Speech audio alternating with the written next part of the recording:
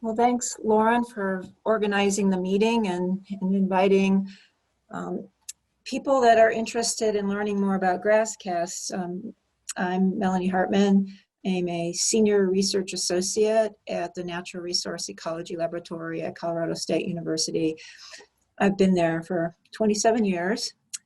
And I'm going to tell a story about how grasscast is made. And this is probably going to be, well, most definitely will be more detailed than what anything any of you have seen before.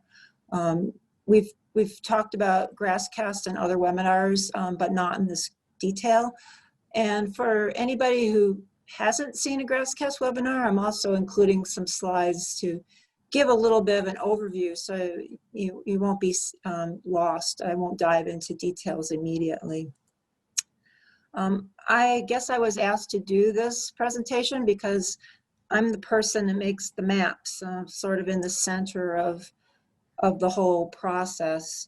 But there are a lot of people, we're a team, and it would not be possible without the team. And this is probably even a subset of everybody who's contributed to grasscast. We have the people that are actually helping with the forecast, scientists, outreach people, data analysts, remote sensing experts, web page experts, computer programmers. It really takes a lot of talents, and some people wear multiple hats. So just to give you an idea, on the day that we start to do a grasscast forecast, which is every 2 weeks between April and August, it all starts with my colleague Guhan.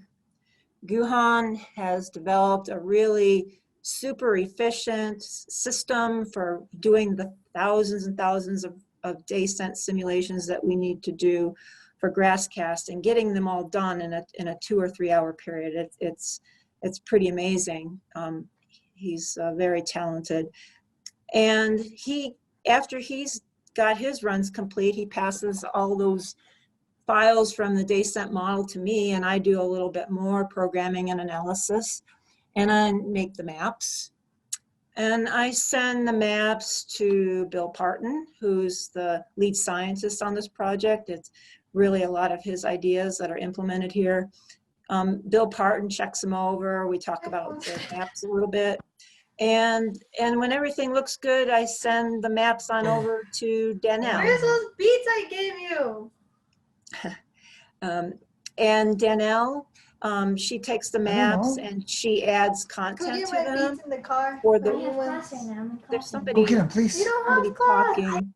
My 8 hours isn't canceled. Hey, Leonard, it sounds like you're unmuted. Oh, he got it. We're good. We're good. Sorry about that. Continue, Melannie. Thank you. I didn't want to try to talk over anybody. So Danelle takes the maps that I sent her and she adds content to them. She sends the maps on over to Jeff Northworth at University of Nebraska-Lincoln, and he puts them on the webpage. So it's really a 2 or 3 day process from the day we start the simulations to the day the maps get posted on the webpage.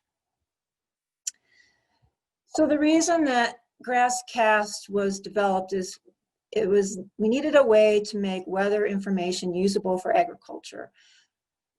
A rancher looking at a seasonal outlook like the map shown on the left may not know how that outlook translates to actual amount of forage that's going to be available for his or her livestock this growing season.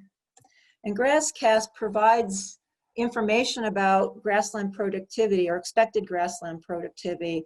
The maps are show a percent difference in productivity expected compared to like the last 36 or 38 years. And they are based on weather to date and then multiple scenarios of possible precipitation that could happen for the remaining of the growing season. So grasscast is short for Grassland Productivity Forecast tool.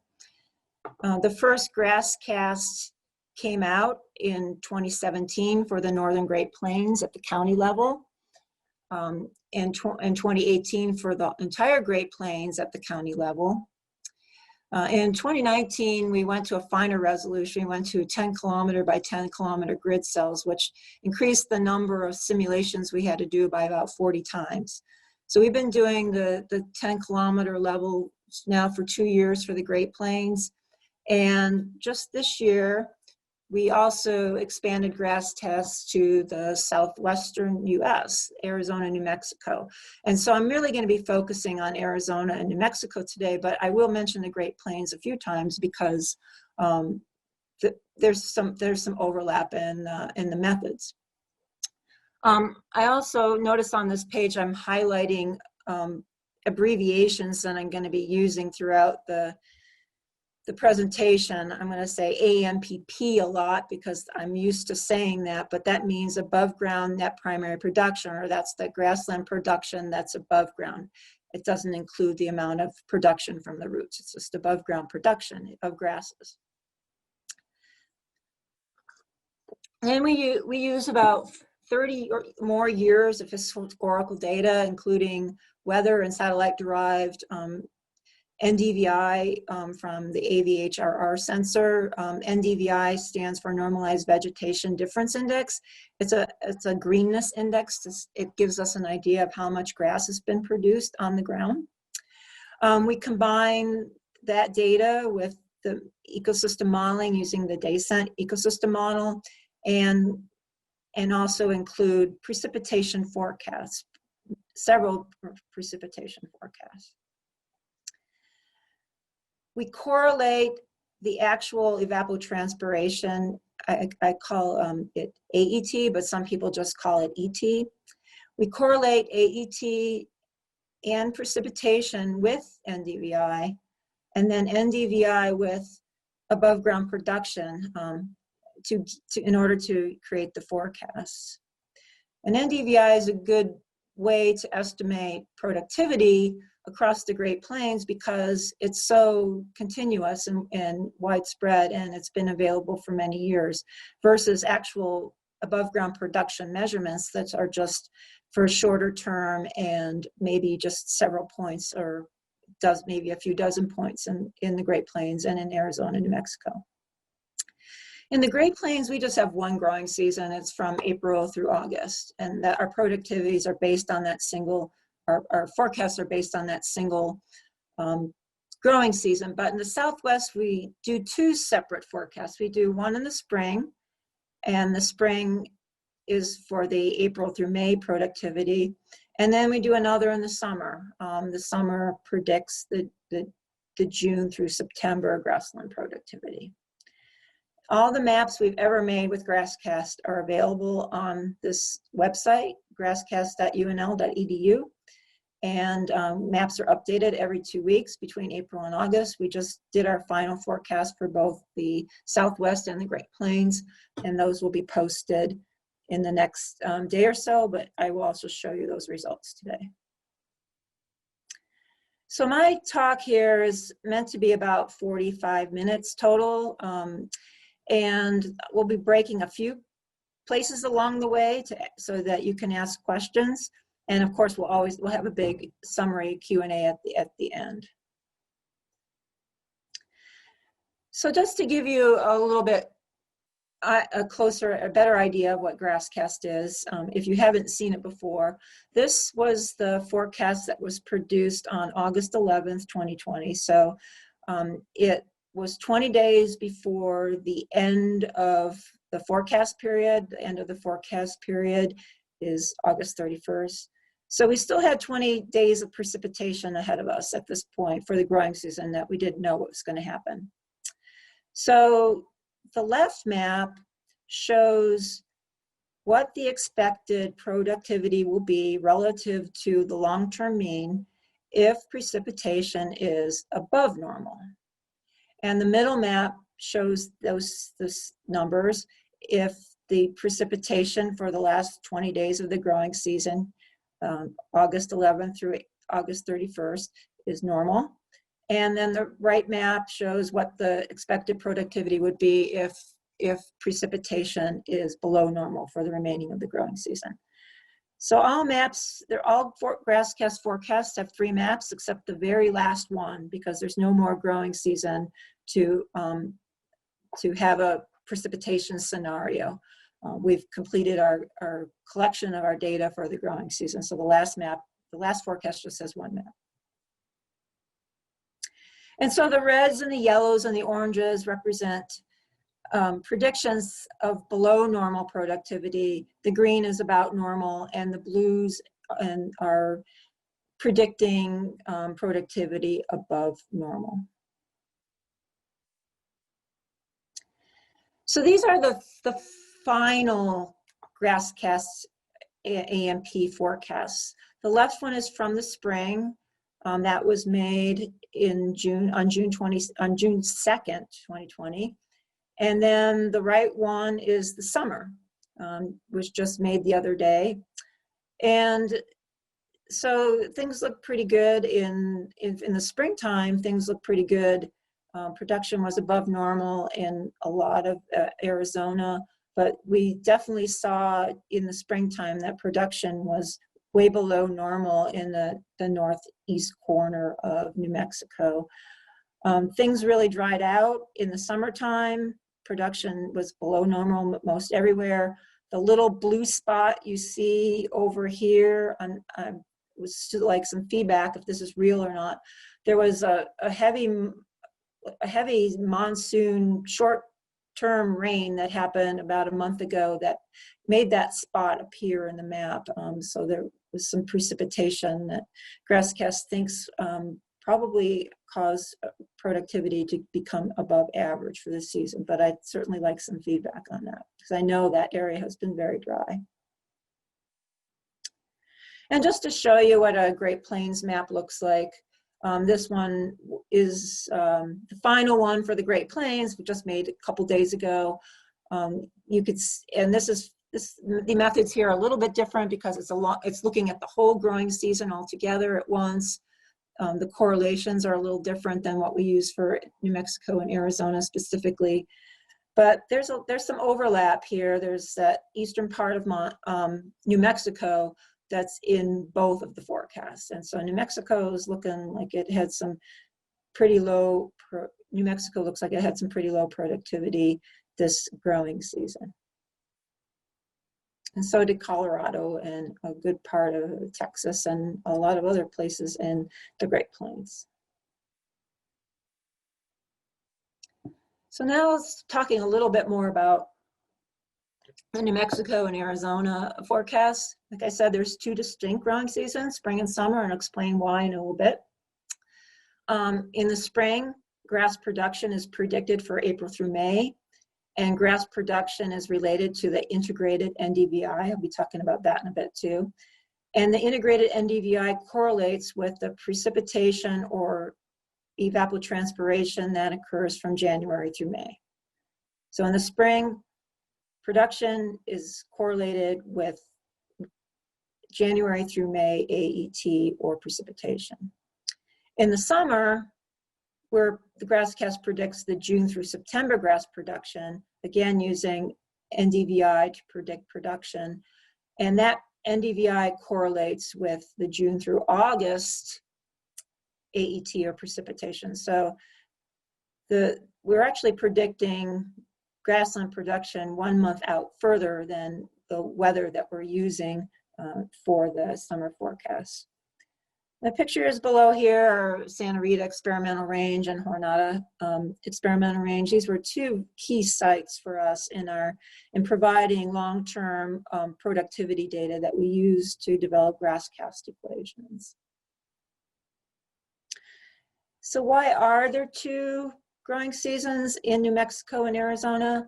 Well, part of it is because there's a real strong seasonal pattern in precipitation. This map is showing the ratio of the amount of precipitation that comes in the summer to the amount of precipitation that comes from January through May.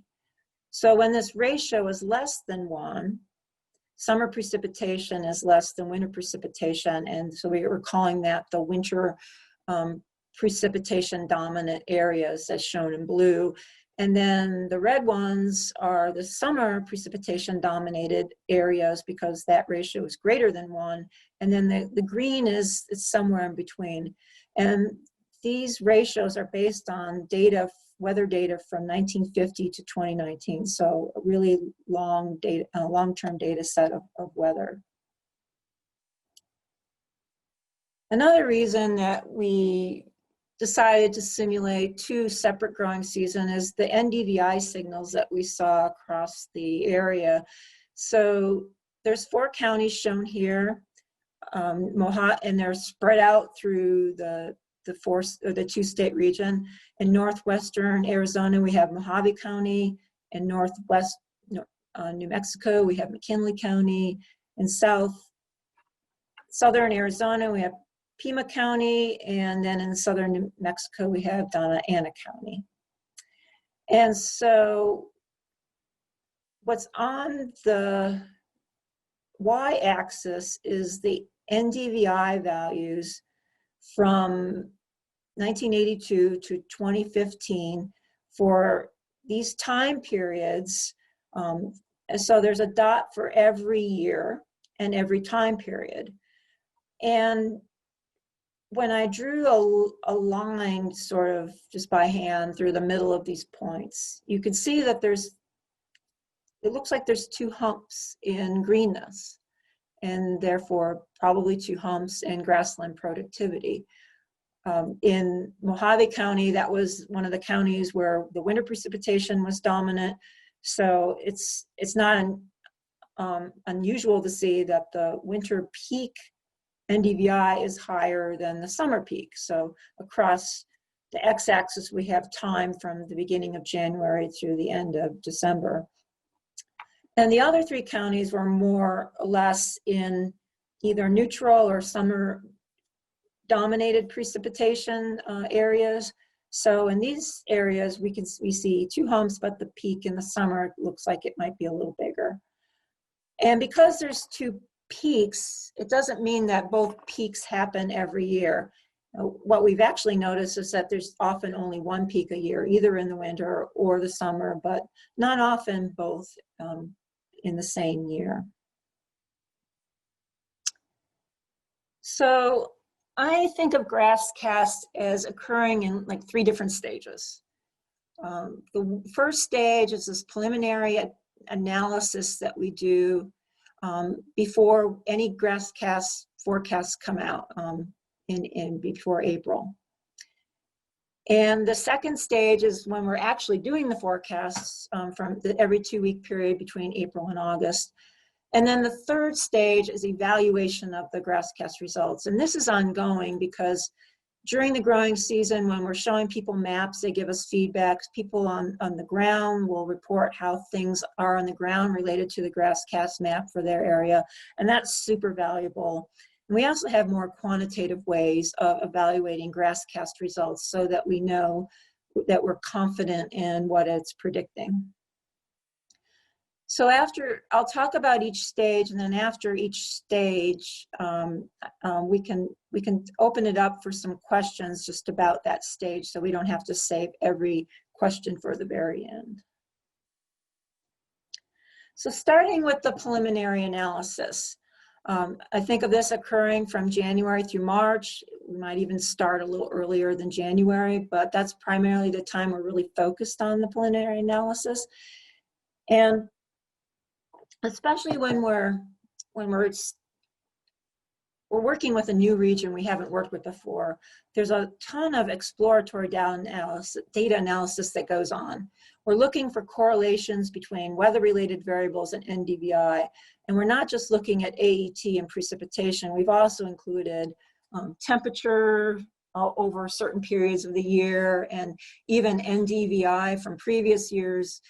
So we're looking for a lot of correlations. But for the Southwest, just like the Great Plains, we really did find that it was the best correlations were really the simplest ones. It was either AET or precipitation that was correlated with the integrated NDVI. And so from now on, this integrated NDVI, and I'll show you the equation for it in a minute, is what we use to predict the actual production. So in the spring, the January through May AET of precipitation was correlated to April through May integrated NDVI, and then the summer, June through August, AET of precipitation was correlated with June through September NDVI. And then in both seasons, that NDVI is correlated with the production, and we used data from Jornada and Santa Rita to develop this correlation between the NDVI and the actual production. And I'll show you a graph in a minute. So it turns out that at different times of year, sometimes precipitation is a better predictor of this integrated NDVI, and sometimes evaporation is the better predictor. So in the springtime, the blue here shows that precipitation is actually more highly correlated to this NDVI than AET is in the northern part of the region. And then in the southern part of the region in the spring, the orange color shows that the AET is more highly correlated to NDVI. And then there's a geographical swap.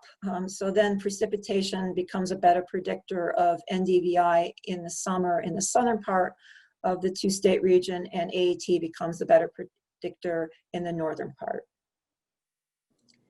But not all of these counties have strong correlations, whether we're using precipitation or AET.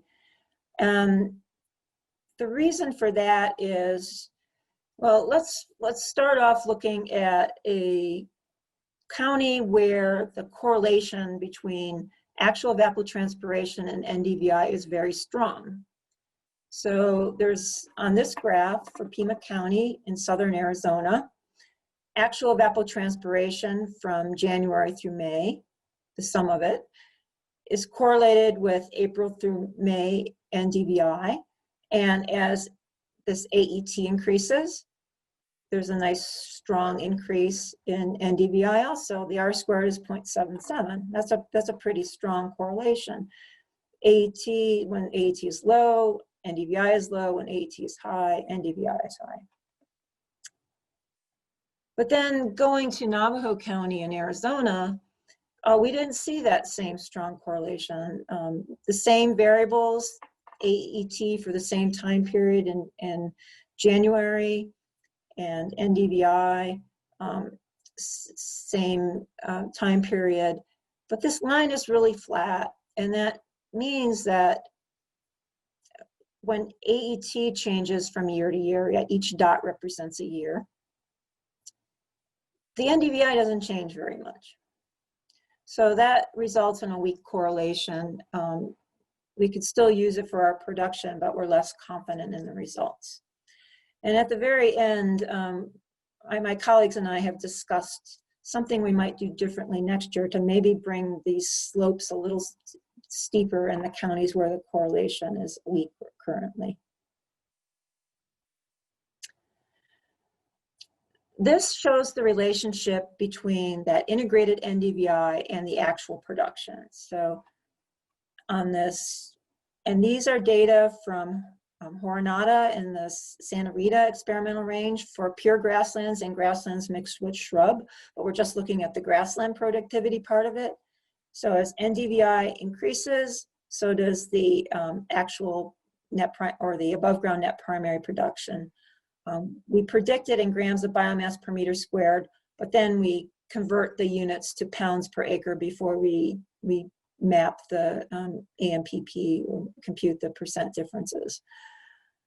So this integrated NDVI, it's sort of like adding up NDVI over a time period, removing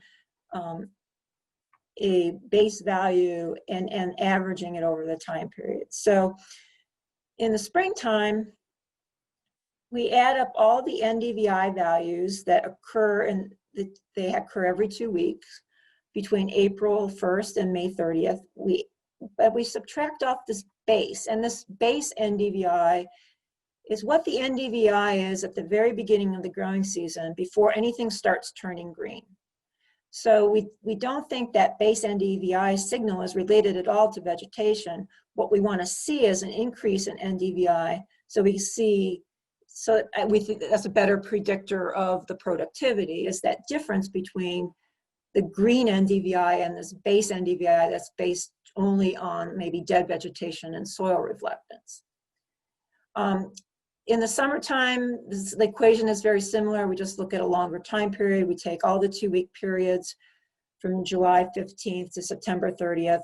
We take the NDVI from that time period, subtract its base, add up all those values, and divide by the number of values that we used.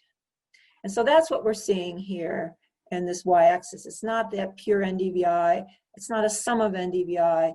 It's NDVI adjusted for dead vegetation and soil reflectance so that it better represents a change in greenness.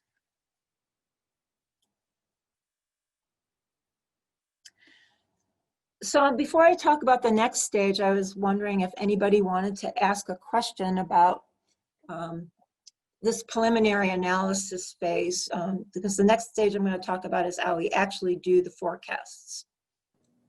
Sure, Melannie, we did have a question on kind of what exactly the INDVI represents. Danelle kind of answered that in the question box, but maybe you want to go over that again real quickly, what exactly NDVI is, and then the I. Okay. So NDVI gets larger the greener the vegetation is. But NDVI, you know, in the Southwest especially, there's a lot of bare soil. So NDVI, that reflection that the satellite, the vegetation index, that greenness that the satellite is seeing may not be really from the plant at all. It might just be from soils and dead vegetation. So we don't want to include that part of the NDVI in our numbers. We want to remove that NDVI that's just related to reflectance from dead vegetation and soils. From NDVI that's going to get larger and larger and larger as the growing season goes on. So if we subtract off that base from all the individual NDVI readings from the satellite, add them all up, and then divide by the number of observations we have, we get this, what we call integrated NDVI. So it's meant to reflect the change in greenness from the beginning of the growing season to the end of the growing season. Does that answer your question? It sounds like it. That was Ashley's question. So Ashley, let us know if you need more clarification or if that helped. And anyone, please feel free to utilize the chat. If you have any questions, this is a great time to do so. Ashley said that was great, so thank you, Melannie. Okay, great. Any other questions related to the preliminary analysis? Nothing else is popping up in the chat, so go for it. But if anyone does have a question about it, throw it in the chat and we will get to it. If we don't get to it during the webinar, we will after. Yeah, there will be a lot of time for Q&A. Okay, so the next stage, which is the fun part for me, because this is the one I'm most involved in, but I'm involved in all stages. From April through August, every 2 weeks, we're putting out new maps. In the Great Plains, we started in early April this year. Since it was our first year for the Southwest, we didn't start until about mid-May. But from now on, for the Southwest, we'll probably be starting a little earlier in this, or, you know, some early April or possibly even sooner. We'll have to see. So this 5-month period, we're making maps every 2 weeks. So the GrassCast procedure starts with gathering observed weather and then creating forecasted weather. So we look at all possible scenarios from dry to wet, and we incorporate all of that weather in our forecast. So I'm just going to kind of go over this really briefly, and then I'll dive into each of these bullets in more detail in a bit. Once we gather all the weather that we need, we input that into the DayCent Ecosystem Model, And the DayCent Ecosystem Model predicts the actual evapotranspiration, or it can also tell us what the amount of precipitation was that went into the model. And then we correlate, we add up the AET for the cumulative periods that we're interested in, and then we correlate that with the NDVI. We saw some graphs of that. We established those correlations before the growing season, and then we use them during the growing season. And then we correlate that NDVI to the ANPP, and we saw that graph too. So we developed those correlations before the growing season, and then we use them during the growing season for our forecast. Then we make the maps. So the first part, looking at how we get the weather. Well, we have this really, really great resource, the ACIS. It stands for the Applied Climate Information Center. This webpage, this resource, has weather that goes all the way back to 1950 to the current day practically. So when we want to do a grasscast forecast, and we do it on September 1st, we might be able to access weather from the day before to use for our forecast. So it's really been wonderful to have that weather data available. It's gridded, it's interpolated weather data, it's continuous, and it's free of errors. Well, don't know that for sure, but it's a high quality product, and we could never get this kind of information from weather stations individually in any kind of real time like we need it. And we don't actually have to go to the web page to get the weather. We can run a Python script from our computers at Colorado State University that retrieves it without having to go through the web page. It makes an internet connection and it downloads the data files. So before we do a grasscast forecast, we already have the weather downloaded for all the grid cells we're simulating from 1950 to 2019. And then on the day of the forecast, we retrieve all the weather data from January 1st to the date of the forecast in 2020. So this is an attempt at me illustrating what the weather scenarios look like. So for every grid cell, and there are thousands of them, we run the DayCent model 36 times. So we have to have 36 different weather files or 36 different weather scenarios. There are other important inputs that have to go into the DayCent model to compute AET and other variables correctly. For instance, we have to tell the model what kind of vegetation we're growing, and so we describe that in the vegetation parameters. We have to tell the model what the soil properties are, how deep the soil is, what the sand and the clay content are. Those are important for evapotranspiration calculations. And we have to tell DayCent how the system was managed. In our case, we're looking at rangelands, so there is grazing simulated by the DayCent model. DayCent model could also simulate a lot of different kinds of ecosystem, including annual crops if we wanted to. So all that data goes into the DayCent model, and there's a lot of other outputs besides AET that DayCent predicts, but for purposes of grasscast, that's what we're most interested in.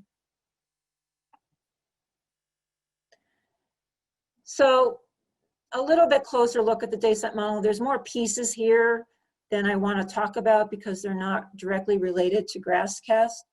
But what is related to grasscast is this plant component and the soil and temperature component. So this plant component, or for grasses, we just have leaves and fine roots. We have the above ground biomass and the below ground biomass. And that controls our ET, because the amount of biomass that DayCent simulates controls the transpiration. The soil, we have multiple soil layers. We compute the soil moisture and the soil temperature at each soil layer, and the amount of water moving through and exiting that soil profile is also part of the ET calculation. So in this diagram, the solid lines are meant to represent flows of carbon or nitrogen or water And the dotted lines just mean that those processes are dependent on those components. So if you wanted to, DayCent is also predicting soil carbon. It's also predicting ammonium and nitrate concentrations in the soil. It's also predicting nitrous oxide emissions, greenhouse gas emissions. But for the purposes of GrassCast, we're just really interested in what's coming out of these two components, the plant and the soil. So that's a lot of simulations we have to, and I counted them up for this presentation. So in the Great Plains, we have over 15,000 grid cells that cover part of 12 states and part of which have and part of 476 counties. And if you take that 15,000 and multiply it by 36, that's 500,000 DayCent simulations that we have to do for the Great Plains every time we do a forecast. So, and for the Southwest, not quite as many, but for the Southwest, we have 6,107 grid cells in 2 states in 48 counties. We do have complete coverage, or at least we're modeling 2 states. That's nearly 250,000 DayCent simulations. And so that's 750,000 simulations that we have to process every time we do a GrassCast forecast. And we have what we call a Linux cluster that has 38 processors. Its name is Ruble. And we run the Great Plains and Southwest on Ruble. It takes about 3 hours. And another hour after we're done running DayCent just to archive results, compress them, and make them in a format that stores as efficiently as possible. And I don't know that any of you have heard the term Slurm, but this was the new thing that we had to introduce to GrassCast when we started running at the grid cell level. Slurm stands for Simple Linux Utility for Resource Management, and all of that really means is this scripting language that allows you, that you tell it, these are the processes I want to run, and it looks at the processes that are available, and it keeps those processors busy. When one processor gets done with its first job, it gives it another one, and it just keeps on divvying out these DayCent simulations to all these processes. It keeps the processors going constantly so that the runs get done in a reasonable amount of time. This is thanks to Guhan, my brilliant assistant computer programmer who figured out this method. If it wasn't for this, I don't know that GrassCast would be possible. Before we went to the 10-kilometer level, for example, before we hired Guhan to help us, when I was doing it at the county level, it was taking me almost 2 days to process GrassCast runs because I didn't have this efficient method to process the simulations. So now we do, so doing a lot of processes is much easier. Okay, now we're going to translate DayCent results into NDVI. So we have 250,000 DayCent simulations for the Southwest. How do we translate that to NDVI and maps? This is just a summer Southwest example. So now I take over from, I have some R scripts. If any of you are familiar with the R programming language, I use R scripts to take all those thousands and thousands of DayCent files and to compute the actual evapotranspiration and precipitation that occurred in this 3-month period between June and August for every grid cell and every precipitation scenario. And then I take that linear regression, that relationship between NDVI and AET, and compute the integrated NDVI. So it's just a simple linear equation. So if you remember this graph we saw earlier, we were looking at Pima County. Actual evapotranspiration was strongly correlated to this integrated NDVI. And when you do this in Excel, for instance, and you want to show your equation, you get something in the form of y equals slope mx plus b. Remember that from algebra, y equals mx plus b. So the y is, it's a linear equation. The y is our NDVI. Our slope is this number here for this particular example, 0.0034. Our x is our AET, and our intercept b is this minus 0.0164. So for every county, we have a regression set up for the AET. It has its own slope and intercept, and we have a regression set up for the precipitation with its own slope and intercept. And then we choose, when we get down to the grass cast, I choose to compute NDVI, I use the correlation that has the higher R squared, whether it's AET or precipitation. Okay, and then the final step, translating that integrated NDVI into ANPP and making maps. So you saw this picture before too. This is the relationship between NDVI and above ground net primary production. So we compute that integrated NDVI in that previous step using either AET or precipitation. And then we have another linear equation in the Southwest. The relationship between NDVI and ANPP is linear, but in the Great Plains it was quadratic. So it just turned out that it was linear in the Southwest. So again, we have y equals mx plus b. This is the y. We're predicting the ANPP. We have a slope and an intercept, and our x value is this NDVI. So it's simple. I mean, a lot of GrassCast is really simple relationships. What makes GrassCast complex is a lot of the data management, the file management, and the preliminary analysis can be a little bit time consuming too. Okay, now we have ANPP for every grid cell and all 36 scenarios. So now we group this ANPP for each grid cell into the ANPP from the 12 driest, the 12 wettest, and the 12 intermediate precipitation scenarios.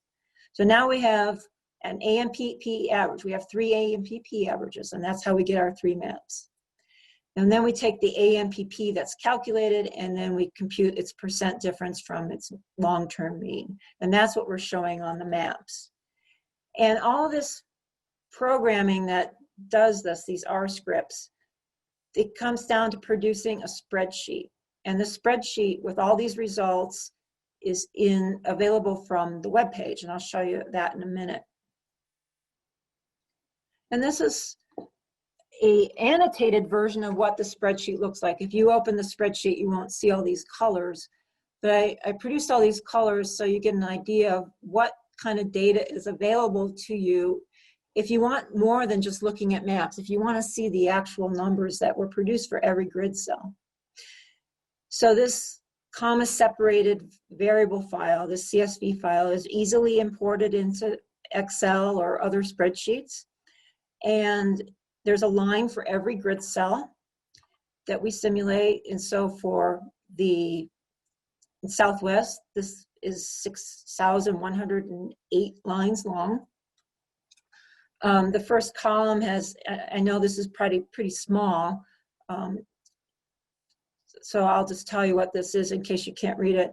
The FIPS code for the county, the name of the county, and the state abbreviation, a unique grid ID, the year of the forecast, and then these 2 columns are the long-term means, so the mean NDVI and the mean ANPP from 36 years. It's really this mean ANPP from 36 years that's part of this percent difference calculation. And then we have the columns grouped into the numbers that belong to the below normal precipitation forecast, the near normal precipitation forecast, and the above normal precipitation forecast. And the columns I have highlighted in blue are those INDVI calculations.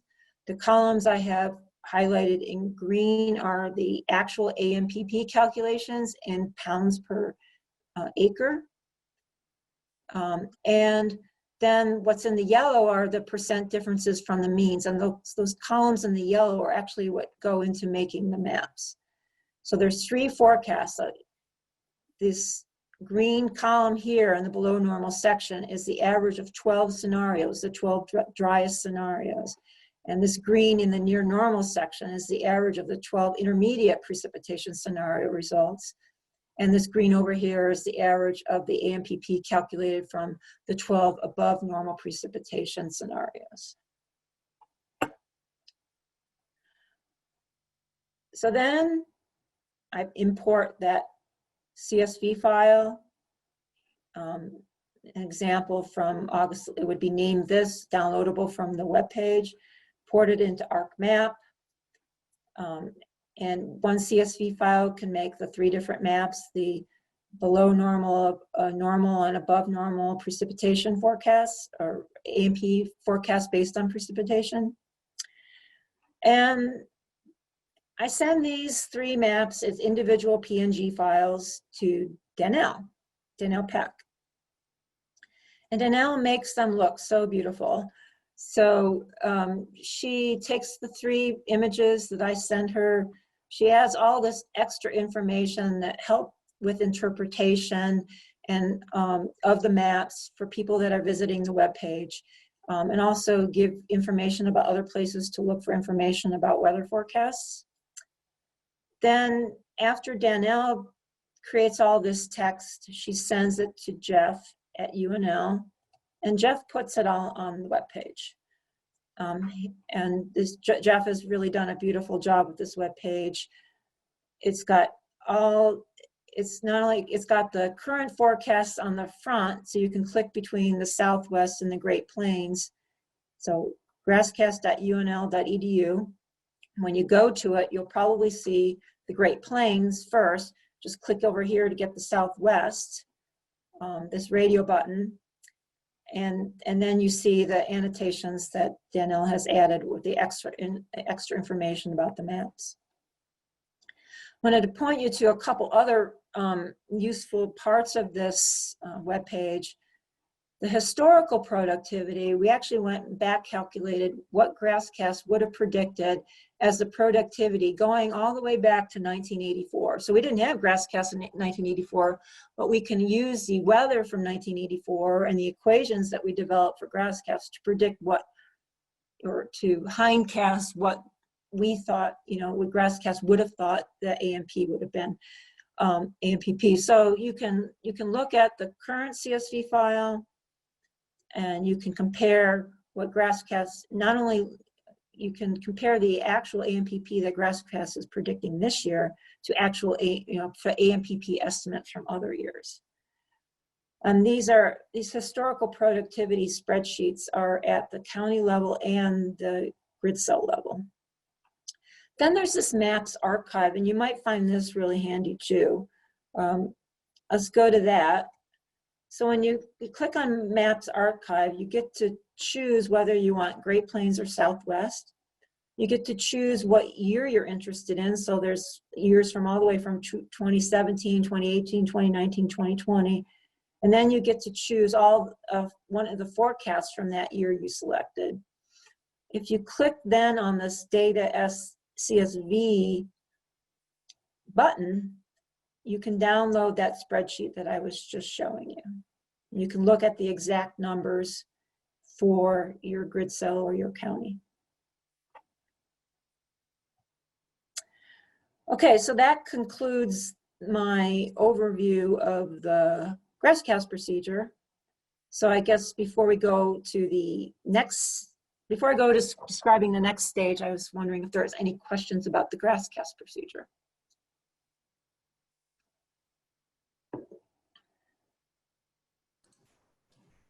Nothing's come up in the chat, but if anyone does have a question, you can feel free to put it in the chat or even unmute yourself if you have a question for Melannie.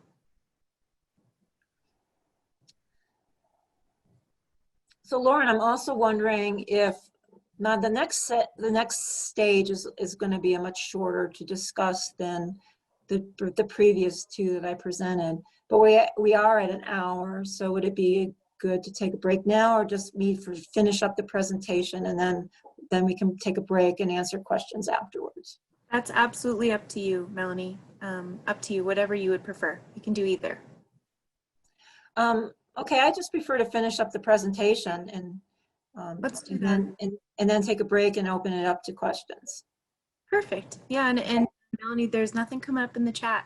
So I think you can continue. And again, anybody, if you have any questions, please feel free to just put them in that chat and we can get them answered for you.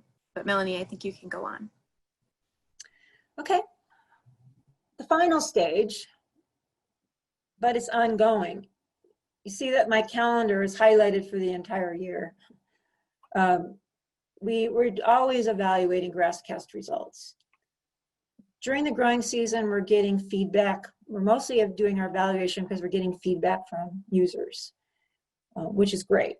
People on the ground, they're saying, I'm looking out my window and this is what I see and this is what GrassCast tell me. And they can ask us if there's a discrepancy, we can maybe help answer why. Or if there's not a discrepancy, that's really good feedback. So user feedback is really vital to evaluating GrassCast results. Another way we can evaluate GrassCast results is use an NDVI data set that's different from the one that we use to develop those correlations. So the ones that we use to develop the correlations were the AVHRR NDVI. It's a different satellite sensor, but it's been around a lot longer. It's been around since 1982, and that's why we use the AVHRR to develop our equations, because we want a longer history of NDVI. But it's also a coarser resolution than the MODIS NDVI. The MODIS sensor has only been active since the year 2000. So we have 20 years now of data from MODIS. So we consider MODIS as a finer resolution, a different sensor. We consider it an independent data set that we can use to validate our GrassCast results. We've done that for the Great Plains, and I'll show you one slide to show you what kind of thing we've done for the Great Plains. We're currently working on using MODIS NDVI to validate the Southwest results. And then we have a third resource. It's called the Vegetation Drought Response Index, or VegDry. There's a website associated with VegDry, which we're also planning to use for evaluation. So my colleagues and I have a paper coming out in Ecosphere about the GrassCast method. It should be coming out fairly soon. This figure is from that paper. So there's a lot here. So what we have is GrassCast percent differences from normal, from long-term average, and MODIS percent differences from its long-term average for different years. So there's 4 years here: 2011, 2013, 2012, 2014. And visually, we're just looking for similar, these slides are meant to show you visually how similar the patterns are. So we have a little bit different scale we're using here than we use for the GrassCast maps. We're using minus 15% as the low productivity, and greater than 15% is the high productivity. But you see each of these pairs, the GrassCast colors look very similar to this MODIS integrated NDVI. And for this evaluation, we integrated NDVI for MODIS from over June and July. So this was a year, 2011 was a year when the northern plains were wet and the southern plains were dry, and there's really a dichotomy there. 2012 was a year when most of the Great Plains was dry. We have another dichotomy in productivity again in 2013, and sort of a mixture in 2014. And there's a lot more detail in our paper, but if we just split these percentages into 3 different categories: below normal, above normal, or below normal, above normal, or near normal productivity based on these ranges, we found that GrassCast and MODIS were in this exact same category 70% of the time. They were one category off almost the rest of the time, and there was only 1% of the time when GrassCast predicted above normal productivity and motus showed below normal. It's only 1% of the time when the two had an opposite signal. So we plan on doing something like this for the Southwest as well. And I'm sure there'll be some future meetings where once we have those results where we can present them to anybody who's interested. We can also compare our results to veg dry maps. And again, we can do this visually like in the slide, or we can do it quantitatively by actually taking the numbers that veg dry predicts, which are in spreadsheets also. So veg dry is mostly really looking at dryness or wetness of vegetation. It's not a productivity, but there's a lot of seems to be a lot of correlation. So looking back to the spring forecast, this again that's the end of the spring forecast for New Mexico and Arizona. We saw that this portion, this northwest portion of Arizona and into New Mexico looked like it was well above normal production. And the map from veg dry from about the same time also shows there was a lot of green in that area. And then there was this low productivity region in northeastern New Mexico, and veg dry is also showing this low productivity region. So in veg dry, the browner, the drier the vegetation is, the greener, the more moist the vegetation is. So we hope to use these veg dry indexes also to correlate with the GrassCast results to see, if there is a high correlation or not, or where correlation is strong and where it's weak. Similar setup. Now we're looking at summer. This is the map you saw earlier, the end of the summer forecast for the Southwest. For GrassCast, almost all of the area was below normal productivity except for that little spot in northeastern New Mexico. And the veg dry map also shows this really brown, orangey colors indicating that the vegetation is really dry. So future directions. So probably starting next week or so, we're gonna continue on with, or not start, but we're going to continue on with the evaluation of our GrassCast ANPP for the Southwest. This was the first year for the Southwest, so we might be refining our correlations a little bit, and we'll also have more weather and more NDVI data to use. So, yeah, we'll be updating our correlations, so those slopes and the intercept that we use are going to be maybe a little bit different for the next growing season. And we might even shift the growing season a little bit. We were thinking about maybe starting a little earlier than April and maybe extending the summer forecast beyond August, but we still have to discuss that with the team. We might also explore other vegetation indices other than NDVI. So for instance, the NDVI just can get contaminated with reflection from soil. And there's another vegetation index called the near infrared reflectance of vegetation called NIRV, which is said to be less sensitive to this surface reflection from soils than NDVI. So Bill Smith, who's our remote sensing expert, is going to help us retrieve that data, and we're going to do some more data exploratory analysis just to see if that might be possibly better for the Southwest. And we're always planning to expand GrassCast to other regions. We're looking at further northwest part of the country, the annual grasslands of California, maybe moving to more east of the Great Plains, but we haven't made a final decision where our next region will be.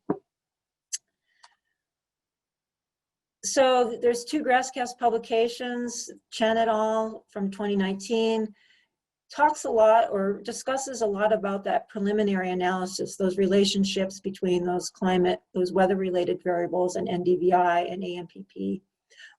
Whereas the paper that I'm first author on is more about the GrassCast methods that were used for the Great Plains. I only have to finalize some of the figures to get them in a publication acceptable format before that paper will be in press, but hopefully that won't be much longer. So my last slide, if you have any questions, Bill Parton and I are available to answer your questions through email. I think you can also ask questions through the webpage, and just as a reminder of how to access the webpage. So